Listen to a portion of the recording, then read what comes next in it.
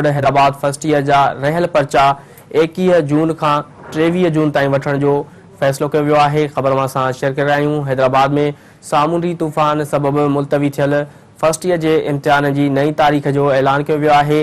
तालीमी board Hyderabad first year जा रहियल पर्चा 21 जून खां 23 जून ताईं वठण जो ऐलान करे छॾियो आहे। ख़बर मां सां शेयर करे रहिया आहियूं। हैदराबाद में सामूंडी तूफ़ान सबबि मुलतवी थियल फर्स्ट ईयर जे इम्तिहान जी नई तारीख़ जो ऐलान कियो वियो आहे। तालीमी बोर्ड हैदराबाद फर्स्ट ईयर जा रहियल पर्चा 21 जून खां 23 जून ताईं वठण जो ऐलान करे छॾियो आहे। अहम ख़बर मां सां शेयर करे रहिया आहियूं। हैदराबाद में सामूंडी तूफ़ान सबबि मुलतवी थियल फर्स्ट ईयर जे इम्तिहान जी नई तारीख़ जो ऐलान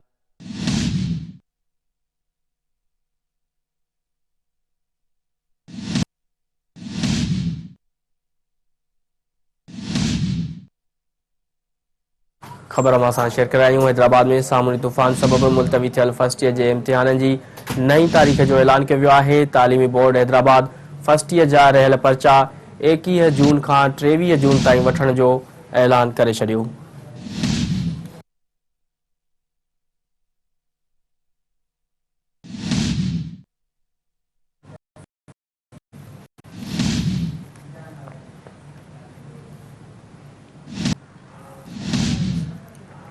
ब्रेकिंग न्यूज़ असां शेयर करे रहिया आहियूं। हैदराबाद में सामूंडी तूफ़ान सबबि मुलतवी थियल फर्स्ट ईयर जे इम्तिहान जी नई तारीख़ जो ऐलान कियो वियो आहे।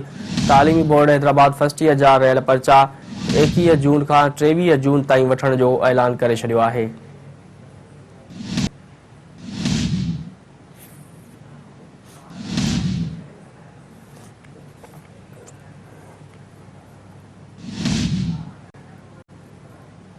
हैदराबाद में सामूंडी तूफ़ान सबबि मुलतवी थियल फर्स्ट ईयर जे इम्तिहान जी नई तारीख़ जो ऐलान कियो वियो आहे। तालीमी बोर्ड हैदराबाद फर्स्ट ईयर जा रहियल पर्चा 21 जून खां 23 जून ताईं वठण जो ऐलान करे छॾियो आहे। ख़बर मां सां शेयर करे रहिया आहियूं। हैदराबाद में सामूंडी तूफ़ान सबबि मुलतवी थियल फर्स्ट ईयर जे इम्तिहान जी नई तारीख़ जो ऐलान कियो वियो आहे।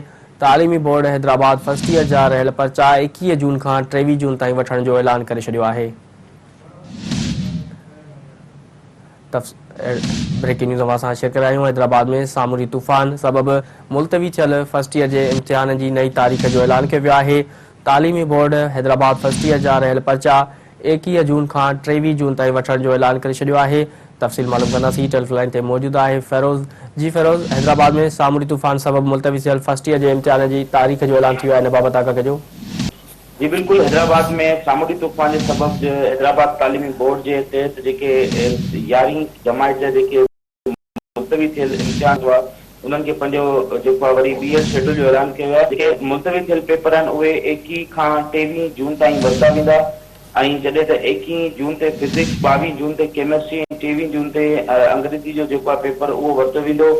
तालीमी बोर्ड हैदराबाद पारां अहिड़े क़िस्म जी जेका प्रेस रिलीज़ अॼु जारी कई वई आहे। हुनजो चवणु आहे त जेके शागिर्द आहिनि उहे पंहिंजे मुक़ररु जेको रीशेड्यूल जेको जारी कयो आहे हुन ते पेपर ॾेई सघनि था। जी ठीकु आहे फ़िरोज़, तफ़सील ॾियण लाइ महिरबानी।